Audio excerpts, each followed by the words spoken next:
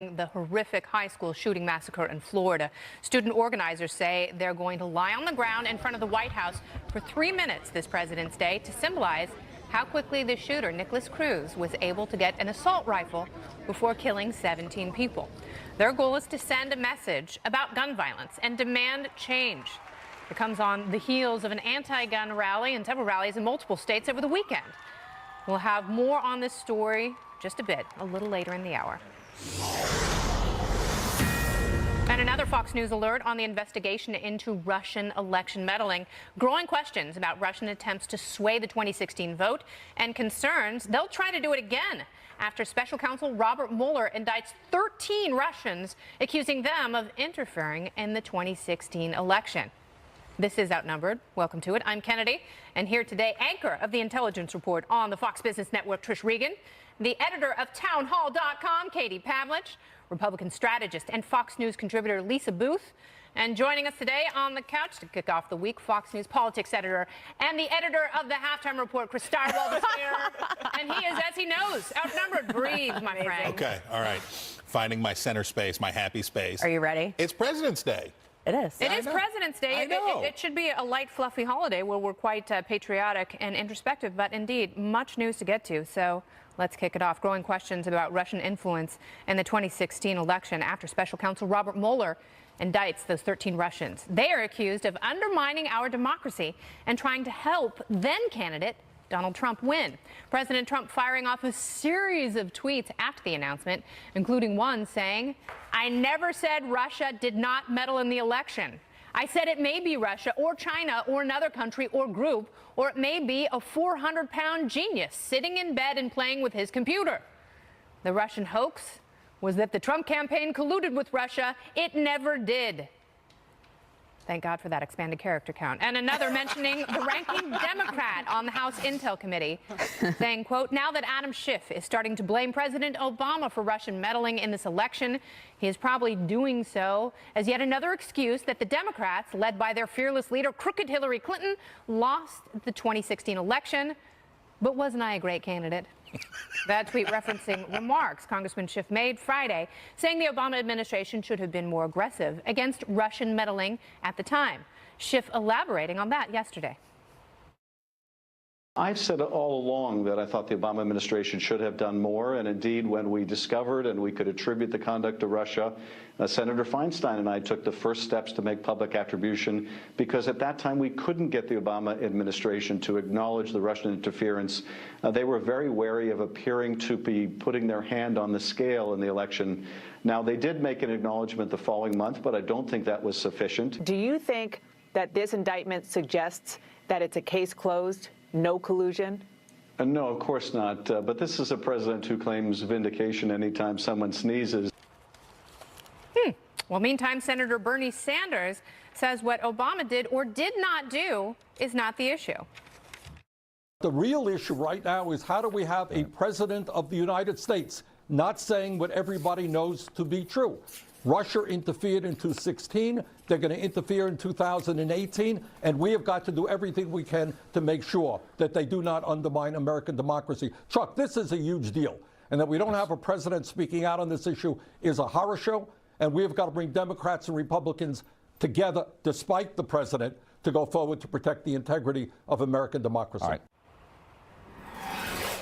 The horror. Kevin Cork is live from West Palm Beach, where the president's been spending the weekend at Mar-a-Lago. Kevin? Very interesting introduction there. I would just say this as it relates to the senator from the great state of Vermont. It does matter, certainly from the White House's perspective, who was in leadership at the time of alleged Russian meddling. Keep in mind this goes all the way back to 2014, and that means some of the following gentlemen were involved, meaning they knew it was possibly happening. President Obama, for example. What about Jim Comey over the FBI, the DNI, Jim Clapper, and you could argue the CIA, John Brennan. Did they know this was happening back as far as 2014? And if so, what did they do about what they knew was actually happening? Now, you talked about the president. He is continuing to make the argument that when Rod Rosenstein came out last week and announced those indictments from Bob Mueller, 13 Russians, basically what he has done there is, again, underscore the president's argument that it wasn't the Trump campaign and this was happening to America's political debate long before he even ran for office. Here's his former campaign manager backing him up. Well, the president has a very important point, and the point is that the previous administration, the Obama administration, under Jim Comey's lack of leadership at the FBI, should have been doing something about this, because if they were informed back in May of 2014, now don't forget, Donald Trump came down that beautiful escalator in June of 2015, so 13 months later. But what we now know, according to the indictments from Rod Rosenstein, was that for 13 months prior to Donald Trump even getting into the race, the Russians were trying to do something to materially change the outcome of our election. Very interesting there from Corey Lewandowski. And by the way, the president also took to Twitter to at least give an attaboy to former special counsel, independent counsel, that is, Ken Starr. He said, thank you to Ken Starr, the Whitewater independent counsel, for your insight and powerful words on FISA abuse, Russian meddling, etc. Great interview with Fox's Maria Bartiromo. Here's what Starr had to say about that. We're now aiming our guns, so to speak, where they should be aimed. I think we should stop pointing fingers at one another in this country and realize who the real enemy is. The real enemy, according to Starr, is obviously Russia. And I would leave you with this, Kennedy. I think you might find this instructive. People are saying that the Russians were trying to help Donald Trump. You could certainly make the argument that what they were really doing is trying to not just sow discord, but damage the presumptive winner, which would have been Hillary Clinton. Of course, the tables were turned back on November 8th. Back to you. Kevin, thank you so much for that report. Now we're going to take it out to the couch for a little bit more discussion. Chris, let's take a look at this, because who is more to blame here? Is it the president for not taking a more aggressive stance against Russia when, you know, he talks about the disconnect? There is no collusion, he says, between his administration and the Russians. That appears to be reinforced with every indictment and everything we hear from the special counsel. However, now you have even Adam Schiff saying that this campaign to disrupt the election goes back to 2014. Should the Obama administration been more forceful with the intelligence against the Russians? Well, I bet he wishes he had been. I like Lewandowski. He says, why didn't they do a better job of stopping the Russians from helping us? And I'm like, guy, you know, we're splitting these hairs so thin now to try to come up with who is more responsible or what's to blame. I will tell you, I will let you in on the dirty secret this President's Day about who is to blame for the effectiveness of Russian campaign meddling. Every American who traded insults online, every American who degraded the patriotism of their political rivals, every American who clicked on stories that were too good to be true just because they had to believe something really rotten about the other party. This is an inside job. You don't need Facebook ads for that. I mean, if you're a conservative, you can go to Salon or Vox or MSNBC. And if you're a liberal, if you want to see how the other side is counter-programming. Right. Yeah. And if you're a liberal, you can go over to, and you can hate on wherever you want to go. You can go to Breitbart, or you can go to the Daily Caller. You can find outlets where you can go and hate on them. My point is, the Russians couldn't have been successful in this if it were not for the fact that our own small r Republican sense of virtue and restraint in dealing towards each other and our countrymen hadn't already been degraded so much. We were sitting ducks. Well, I think when you look at the timeline of the Facebook ads, because Democrats have really hitched their wagon to this propaganda, because it's the only thing that we've really been able to prove, right? They claim that votes were changed. That has not been proven true. We did see this, you know, the propaganda and the money that was poured in by the Russians, which is backed up by this indictment. But when you look at this going forward and what, you know, the ads that were bought after the election, it's very clear that the Russians maybe weren't pushing one candidate or the other, and that their goal wasn't to change votes, but was to sow this discord in the country, which I think they've been very successful at doing. The past year has been nothing but investigations, Democrats and Republicans going after each other with leaks on Capitol Hill to various outlets with information that isn't in context. So the Russians have been successful here, but Bob Mueller deserves credit in terms of going after these guys, putting it down on paper with these indictments. Yep. The grand jury deserves credit as well. And this is a positive thing that has come out of the special counsel in terms of making sure that Russians know they're on notice and hopefully preventing them from doing it again. Trish, I want to ask you, because when I read through the indictments and I looked at what these 13 Russians are accused of, and it's wire fraud and identity theft, bank fraud, and a number of other pretty serious crimes, but it also looks like what political operatives do within the political parties we have in this country. Mm-hmm. You know, when you're paying people from another country like Russia to give you dirt on a political opponent, it almost looks the exact same. What did the indictment say to you? Well, I want to just add one layer of context to all of this, and that is historically the Russians have been doing this for decades, all right? And by the way, so have we. I mean, there was a coup down in Venezuela to get rid of Hugo Chavez. I have a feeling back then we had a hand in it. This is, in other words, how the world works. And anyone is incredibly naive to think that the Russians wouldn't want to try and meddle with us. The Obama administration absolutely should have been all over this. They absolutely should have been talking to, by the way, the social media companies that got away with allowing all of this to exist as well. So Facebook doesn't care. Twitter doesn't care. Our government should have made them care. I have to say out loud, we should be careful about moral relativism between the United States and Russia and what we do and what they did. Yes, the United States has been involved. And in the bad old days, we did take down governments. In the bad old days, in the United Fruit Company and the CIA days, we absolutely, and Central America and all of Latin America can attest to that black legend, of course. Mm-hmm. But in the current moment, we don't do anything like what Russia did. What Russia did was pay a lot of money to recruit these people to sit and interfere with our dialogue to get into our space. We broadcast Voice Chris, of America. maybe we should. But I mean, maybe we should if we want to have an influence in China. If we want to have an influence let me in ask you Russia. this, because this is a question that I don't have a sufficient answer to. And that is, if President Obama had come out and said the Russians are meddling, they're putting a lot of money and resources into pretending to be Americans, they're sowing chaos on social media, be careful what you watch and consume. If he had done that, would Hillary Clinton have won? No, because she didn't step foot in Wisconsin. Hillary Clinton is responsible for her own loss, and that's the bigger problem with this entire narrative. And I think the basis of the frustration from the Trump administration is that is not what has been portrayed to the American people via the mainstream media. And even on the Facebook ad spending, Byron York has a great article in the Washington Examiner sort of going through this. And this isn't to undermine, or this isn't to downplay, rather, the significance of Russian interference. But you look at a state of Wisconsin, and there's something like $2,000 spent on Facebook ads in Wisconsin from the Russians.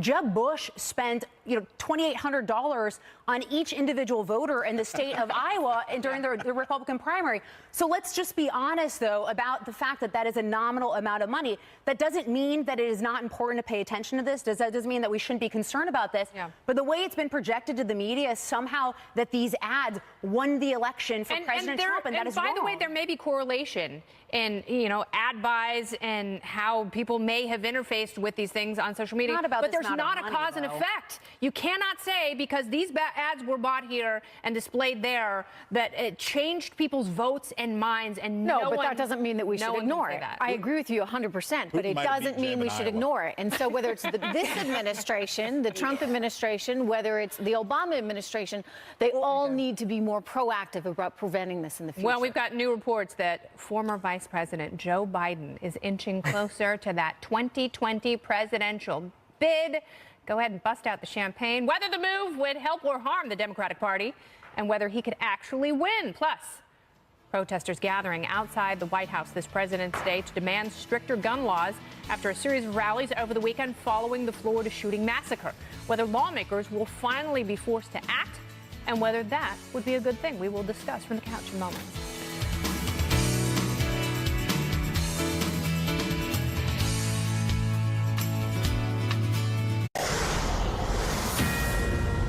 Gun control debate heating up after the horrific high school shooting in Florida. Right now, teenage students from Washington, D.C. are staging a lie-in protest outside the White House to represent the victims and demand gun reform. This as multiple anti-gun rallies span the state of Florida over the weekend. And now teenagers who survived last week's attack are calling on people from across the country to march in solidarity next month. March 24th, in every single city, we are going to be marching together as students begging for our lives. This isn't about the GOP. This isn't about the Democrats. This is about the adults. We feel neglected, and at this point, you're either with us or against us. The kids who need to take part in this are kids, everyday kids just like us.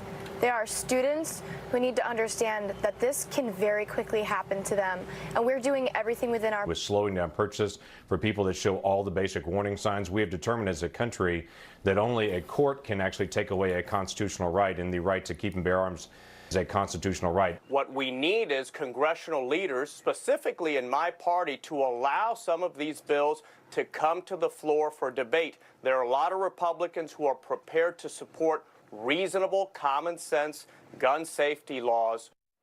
The White House echoing those calls. Here's Principal Deputy Press Secretary Raj Shah.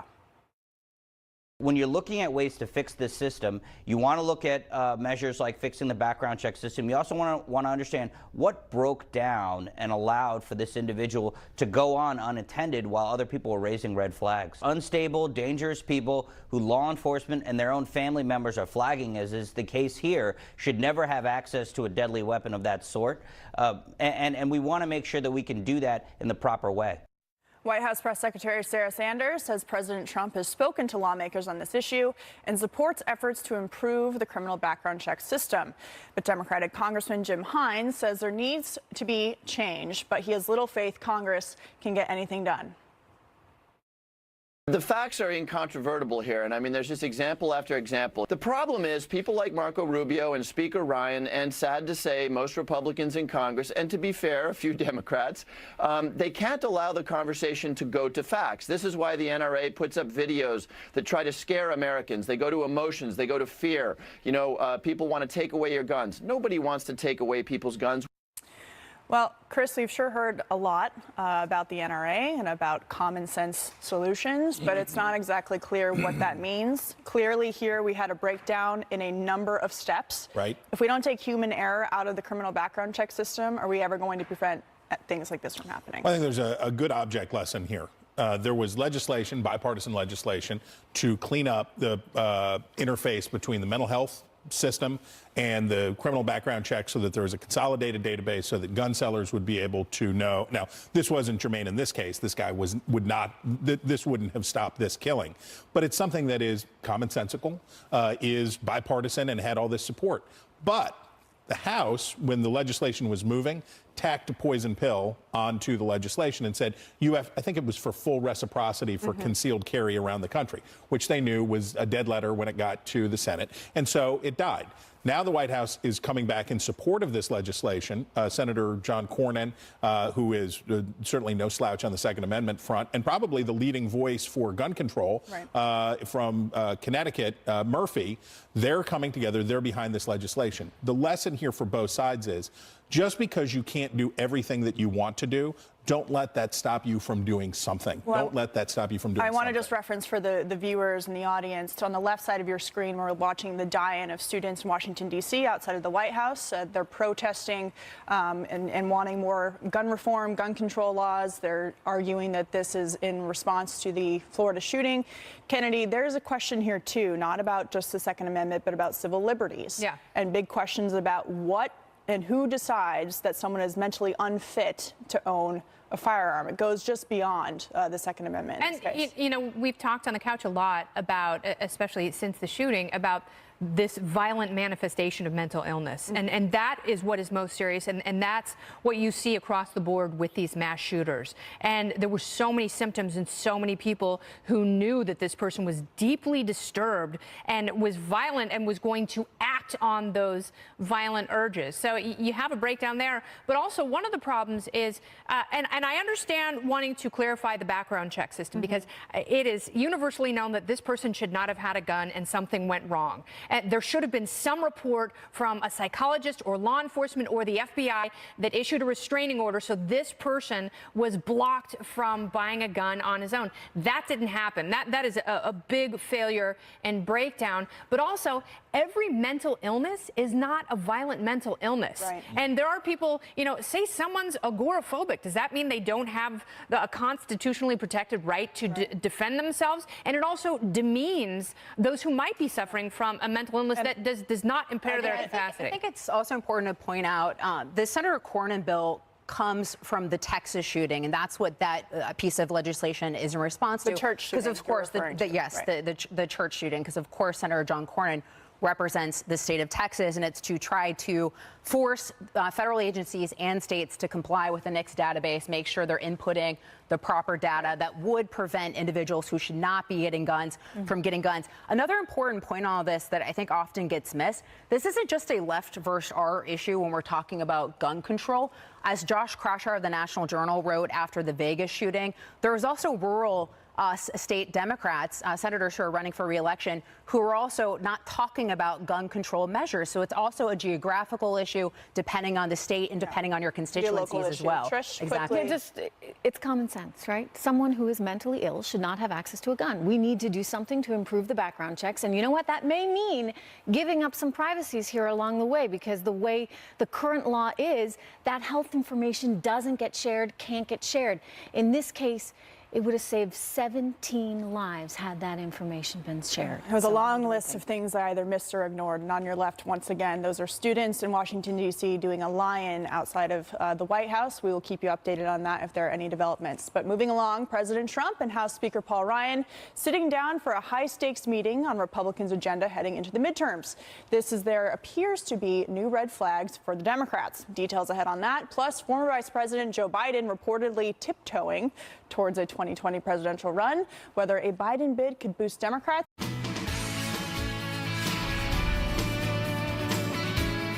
President Trump meeting with House Speaker Paul Ryan at Mar-a-Lago over the weekend to discuss the GOP agenda moving forward. All of this as recent polling shows Republican tax reform has gained popularity since taking effect and could be a winning issue for the party in the midterms. Meanwhile, Democrats are hoping they can message against the law to win votes in November. However, Republicans have painted House Minority Leader Nancy Pelosi as out of touch, given her recent comments on the worker bonuses resulting from the new tax law. In terms of the bonus that corporate America received versus the crumbs that they are giving to workers to kind of put the schmooze on is so pathetic. They're going to run that one over and over and over again, because here's the reality, Kennedy. It's not crumbs. This is real money to a lot of Americans. And the more she's up there saying none of this matters to everyday folks, the more everyday folks are saying, but wait a second, yeah, it does. And if I'm doing better, it's not because of her. How can she rail against companies who knowingly and happily give workers bonuses in anticipation of the tax cuts that they're getting? So I'm sorry, if you don't have a lot of money, $2,500 is a lot of money. And it certainly is welcome at a time of year where a lot of people are in debt post-holidays. She's worth $100 million. And Marie Antoinette and her bobblehead, just going around flapping her guns, so incredibly out of touch. It's that kind of messaging that will do Democrats so much harm going into the midterms. It is quite possible for them to develop a positive economic message. This, oddly enough, is not that message. You know, Chris, election after election, I think what it comes down to is how do people feel about that candidate's ability to provide a secure economic future for one's family. And you look at what happened in this go-around, and we were talking about whether it's the Russians or whether it was just Hillary Clinton's inability to connect with people and to go to places like Wisconsin or Pennsylvania and campaign. It's a continuation, you see, of Hillary Clinton, what Nancy Pelosi is doing right now. So come 2018, if they don't look like they connect on the economy, what happens? Well, I would caution Republicans this. Mitt Romney did better than Barack Obama on the economy with voters in 2012. The exit poll was close, but it was unambiguous that they thought he was better at handling the economy, and they still voted against him. You know why, though? Why? I'll tell you why. Was it because the they were not confident that Mitt Romney would be able to deliver enough of a prosperous future. You know why? Because they didn't like him. They didn't like who he was. I think you're closer there. You may have seen more in the exit polls than I did, but I think Mitt Romney didn't connect and relate to people. I don't think that. He also ran from his wealth, which I thought was a bad idea. He ran from his wealth. And that's one thing President Trump doesn't do. Definitely doesn't do that. President Trump's like, get on the train. Mitt's like, oh, this train is a wagon. It's quite shabby. Orca program. There are many reasons. There are many reasons. Time. But we should remember this: personalities and people count. Nancy Pelosi's greatest liability for Democrats, and the Republicans better look out, because if I was Pelosi, I'd be thinking about doing a switcheroo in about August. And say, oh, actually, I am stepping aside. But that's not going to happen. I mean, Nancy Pelosi is not going to step aside. We saw her. She has clung to power with the tenacity of. Exactly. But so speaking she's not, of leadership, though, this is one thing that this is the thing that breaks this party, the Democratic Party, apart one more time. Is when Nancy Pelosi is out there talking about crumbs, it bothers people like Bernie Sanders and his supporters, because he goes, "When did we become the party of the rich, where we're demonizing money that people are making?" Elizabeth Warren has been put on blast here, which she's been asked repeatedly why she's still calling these corporations bad when they're the ones giving out the increase in minimum wage, which liberals have demanded the government enforce for years, and these bonuses. And so it not only it looks bad to the voters, but it also splits the Democrat Party again between the Nancy Pelosi's with $100 million net worth, Hillary Clinton, who also is very unrelatable and was looked at as someone who only cared about money and couldn't relate to the average person, and emboldens the part of their party that they've been trying to get rid of, including through the DNC. Well, and I think the biggest thing from the Republican Party and the way they look at the tax reform law is the message is going to be, look at all this momentum. Look at increased paychecks. Do you want this to keep going? The individuals who are going to stop it is the Democratic Party. And that's the message. The big question is that a driving force enough to get your base to turn out in a midterm election, which is what you need to win? I don't necessarily think it is. I think that they have become the party of no, and Republicans are becoming the party of prosperity. There's a likability factor that matters. And so I don't know how you get them out unless you convince them, and this is why you see the Democrats doing this over and over again, that you have a racist, sexist man in the Oval Office, and that'll rally the base. But the economy certainly won't, because it's good. All right, well, former Vice President Joe Biden is reportedly tiptoeing toward a third shot at the White House. The AP reports that during a meeting for his new diplomacy center in Washington, Biden told longtime policy aides that he is keeping his 2020 options open. The second in command of former President Obama has been more vocal in his criticism of President Trump in recent weeks. The report saying, quote, several people came away from the meeting with the impression that if no strong Democratic candidate emerges in the next year or so, Biden would feel strongly compelled to run. A presidential candidate twice before, Biden would be 78 on Inauguration Day if elected in 2020. A concerning prospect for some Democrats, even though he's only a few years older than Trump.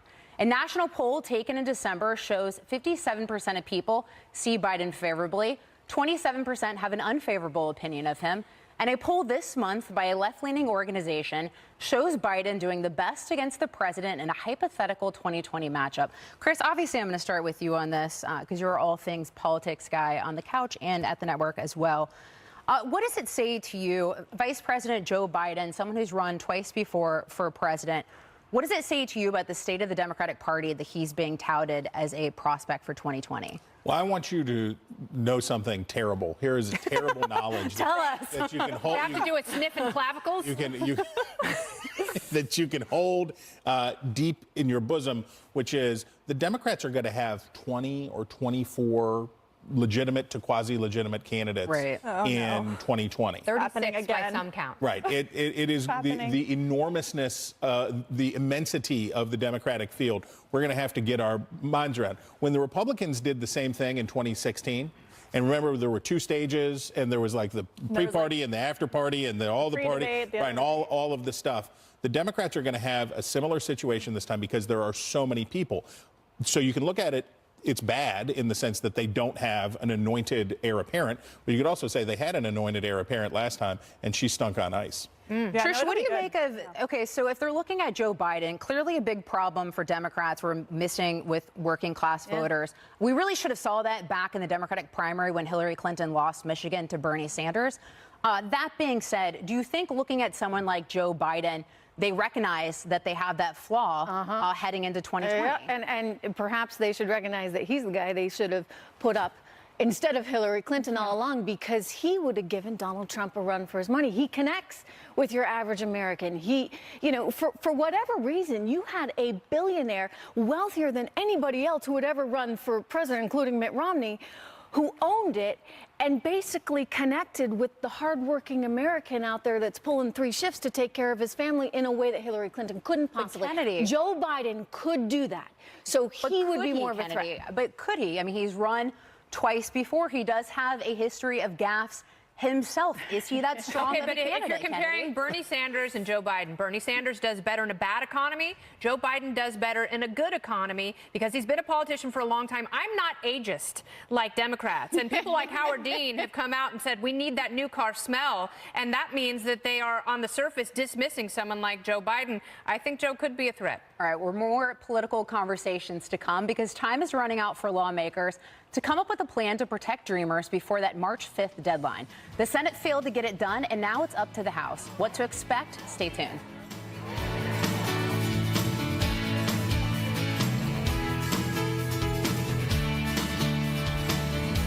The Senate failed to pass 4 different plans to protect Dreamers from deportation. Those are immigrants who came here illegally as children. Now it's up to the House to try and pass legislation, and President Trump has expressed support for a conservative plan from House Judiciary Committee Chairman Bob Goodlatte. Goodlatte says it has a positive vote count so far, but even if his plan gets through the House, it is likely not to pass the Senate. Attorney General Jeff Sessions was asked this weekend if he thinks they'll reach a deal by the March 5th deadline to replace the Obama-era DACA protections. I don't know. The people who say they want to fix that, President Trump has offered them that. He's been very generous in his legislation. I think that is a very generous policy. Goes beyond actually what President Obama had in his DACA policy. President Trump's fundamentals are good. Who can oppose ending the visa lottery? Who wants to continue the lawlessness? Who wants to create a situation in which you get amnesty, a legality for young people that are here, and not end up with a legal system that will be enforceable? So, Chris, we know that the March 5th deadline is not really a deadline anymore because the federal courts have said that President Trump can't rescind DACA, meaning he can't deport these kids until there's something more permanent. Right. Why is this so hard, and what is going to happen?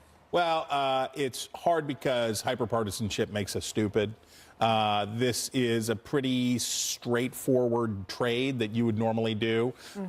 Amnesty for this subset plus how much border security or how much internal enforcement would normally be the one-to-one. But unfortunately, for the president, he doesn't. Ted Cruz and others are trying to get to his right. They've already come out and said, I'm more conservative on this issue than even you are, Mr. President. And Tom Cotton's out there and says, if you move 1 millimeter farther towards consensus on this, then I'll be to your right. So that's pressure on the president. And then meantime, for the Democrats, their hardline folks want everything all at once. Are there 60 votes in the Senate that dump off some of these folks on the outside and get to a solution and move past it? It will have to be some legislative magic. Yeah, well, Kennedy, this comes down to what the White House wants, right? This comes down to what the president has sent, the framework that he wants. He's put some good numbers on the table. 1.8 million people getting this protection, the parents of Dreamers being able to stay, in addition to them getting some kind of citizenship eventually. What about that? And if Congress can't get what the president wants, are we really going anywhere? Congress could absolutely have what it wants and what the president wants, and it's a pretty simple deal. The problem is what is being offered to these 1.8 million people, and is it just confined to that group? And how do you set the parameters? You know, there's a lot of goodwill and there's a lot of desire to compromise from both sides on these two issues.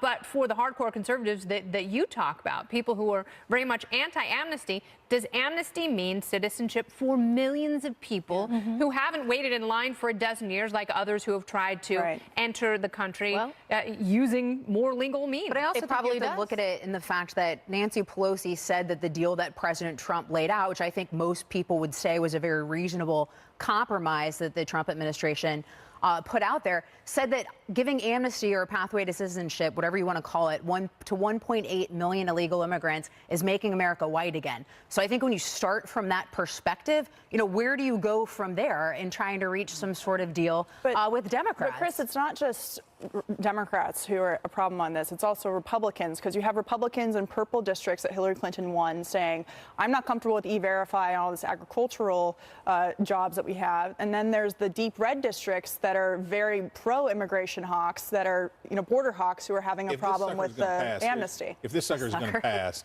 here's how it's going to be. It's going to be a 50-yard pass through a tire because the House is going to pass this thing. The Senate will go, boo. In his hip pocket, Mitch McConnell has a skinny bill that is just a quick one-for-one trade-off. It's wall funding for the 1.8. And they'll throw it out there right at the end and see if they can. You're absolutely right. It's not going to be comprehensive immigration. Oh, no, this shouldn't be. It shouldn't be. That's what we started out with. Here we go. All right, moving along. We are expecting the suspect in the Florida school massacre to make a court appearance in just a few moments. Nicholas Cruz charged with 17 counts of premeditated murder. We will bring that to you live. And questions over whether the mainstream